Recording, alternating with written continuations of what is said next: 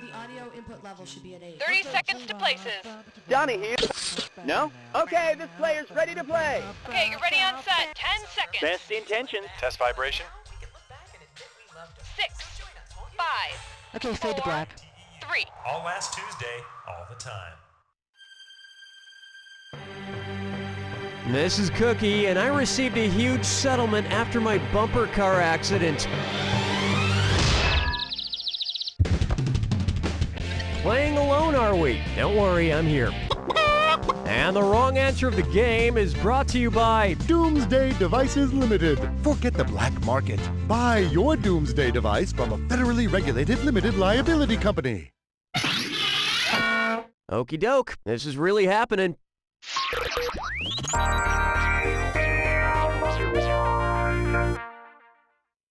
Let's begin with border control.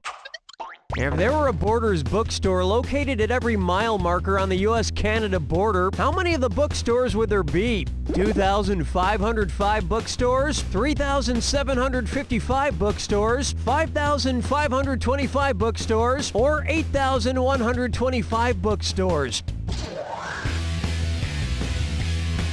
Watch your time! This answer reminds me of a Barnes & Noble. Next time, try this. As the largest country border in the world, the United States-Canada line stretches out to 5,525 miles. I'm sure it would lead to an all-out war between the two nations when Canada sees how much more expensive their books are. Yeah! American bookstores! Woohoo!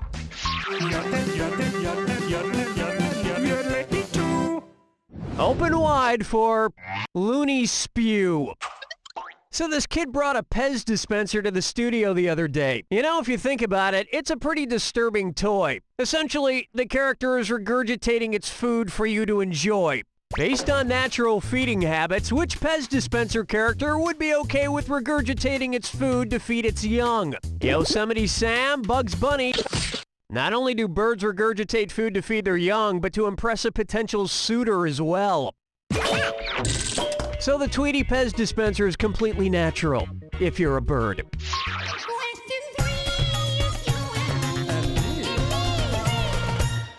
Here's a good one. Pleasant Dream on Elm Street. What would be the title of the newest Freddy Krueger film if it were based on the viral internet video Battle at Krueger? Freddy versus Flamethrower versus Grenades? Freddy versus Water Buffalo versus Lions? Freddy... Battle at Krueger, an amateur video shot at Kruger National Park in South Africa, shows a confrontation between water buffalo and lions, and technically one crocodile too. That movie would be okay, but I'm holding out for Freddy versus Mega Shark versus Giant Octopus. Hey. Here we have Meet Me on the Asparagus Green, and it's a this or that. I'm going to read off a list of 7 names. For each one, tell me if it's one of the top 100 U.S. golf courses according to Golf.com, or a Crayola crayon color. If it's a golf course, press the square button. If it's a crayon, press your circle button. For each correct answer, you get an oversized check for $300. Get one wrong, and I use my crayons to draw obscene things on your face. And you got 30 seconds. Don't miss your tea time. Okay, let's move. Mountain Meadow. Caribbean Green. Bethpage Black. Tumbleweed. Ocean Forest. Peachtree. Old Sandwich. 4! Oh, sorry, I was just yelling what I think your IQ is. I actually don't know why Crayola doesn't sponsor more golfers. Have you seen some of these pants? I mean, if anyone is promoting the wild use of weird and unmatched colors, it's definitely golfers. Where's the vibe, girl? Rock my world, girl. Ooh, yeah. Coming up next, pita chips. If PETA had a potluck, what would be an acceptable dish to bring? Hen of the woods, blood pudding, Rocky Mountain oysters, or pickled duck feet? PETA is an animal rights organization that promotes vegetarian living, among other things. Hen of the Woods is a type of mushroom, and thus an acceptable addition to any PETA party. But if I ever get invited to a PETA potluck, I know what I'm bringing: a zebra carcass. That'll bring an end to our first round. And you've got a pretty nice score. It's a shame there's nobody here to share it with. Remember, in round 2, every question is worth double. And keep in mind, keep an eye out for the wrong answer of the game. It's still out there. Okay then, here we go.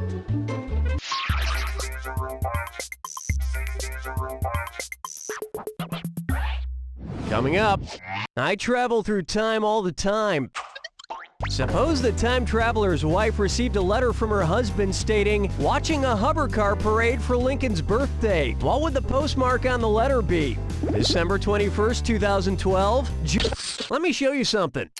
Every year we celebrate Abraham Lincoln's birthday on February 12th, just as we will in the year 2086. And in the year 2086, I'm going to be celebrating nothing, because I'll be dead. That's the end of the Mayan calendar, which some people think is Doomsday. And hey, speaking of Doomsdays, you're doomed to win a brand new, fully functional Doomsday device from the great folks at Doomsday Devices Limited. The world will kneel before your terrifying power with a Doomsday device from Doomsday Devices Limited. This wrong answer of the game nets you a handsome $8,000. Yeah, you're welcome.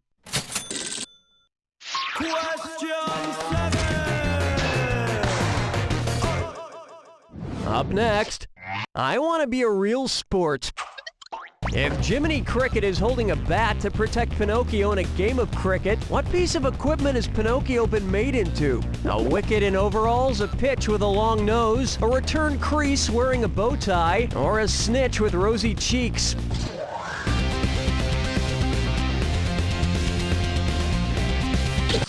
You're right. Oh, shucks, you got me. Correct answer, show yourself. In cricket, the batter hits a ball to score runs, but also in order to protect the wicket, which is made of 3 wooden stumps stuck in the ground. It's too bad Pinocchio became a real boy. It's going to be much more gruesome when he's cut in half to determine his age. Plucking chickens, picking out a mate. Guess I'll marry 8. How about, she blinded me with science and scissors? I'd like to dedicate this next question to my high school chemistry teacher, Mr. Metter. You never gave up on me, and you never stopped pushing me to see the practical applications of chemistry. Say a chemistry teacher dies a horrible death and goes to hell. How might he describe the torturous fire and brimstone? Fire plus BR equals hell, fire plus B equals hell, fire plus HE equals hell, or fire plus S equals hell?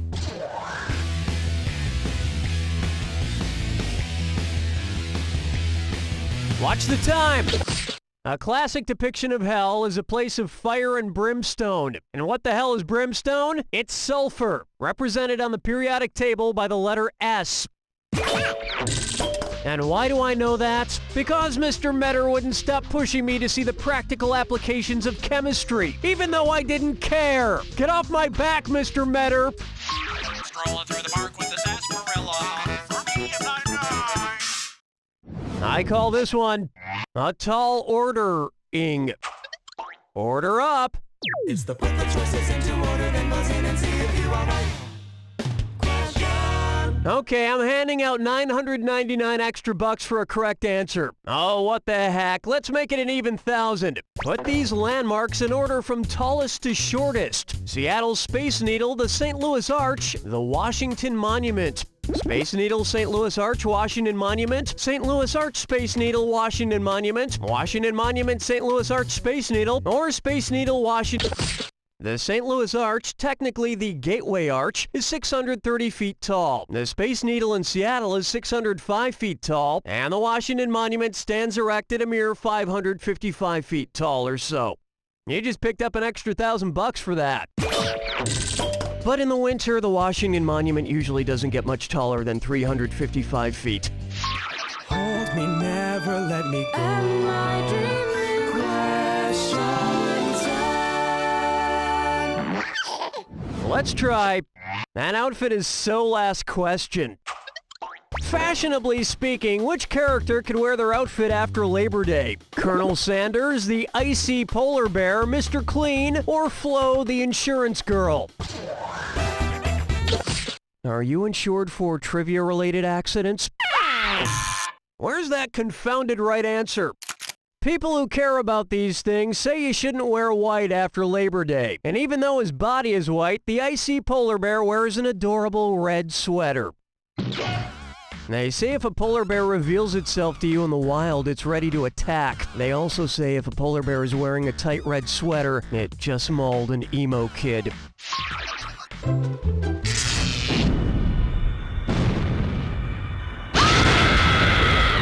Welcome to the attack. When you see two clues that match, press the X button. 4,000 big ones if you're right, but say goodbye to 4,000 if you're wrong. But keep this in mind. Remember the clue. It's gotta be a match that fits this clue. Contain yourself. Where are these things contained? Good luck.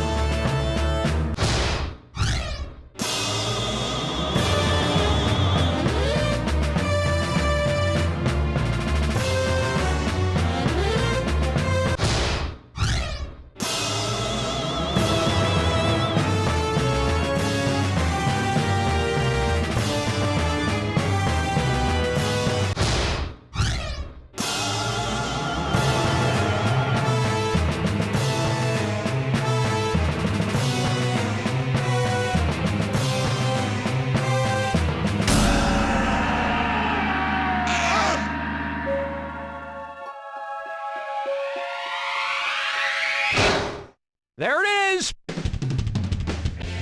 Well, this was a really wonderful experience. We laughed, we cried. Well, I cried pretty much the entire game. And you didn't say a word about it. I appreciate your empathy. Now appreciate this.